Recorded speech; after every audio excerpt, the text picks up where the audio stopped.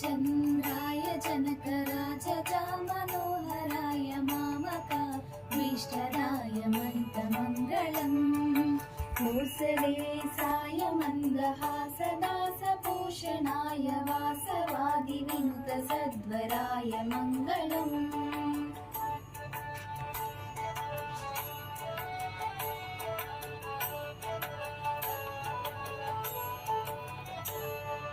चारु कुङ्कुमोपेत चन्दनानि चर्चिताय हारकटकशोभिताय भूरि मङ्गलम्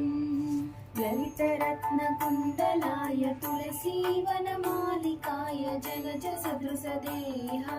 चारु मङ्गलम्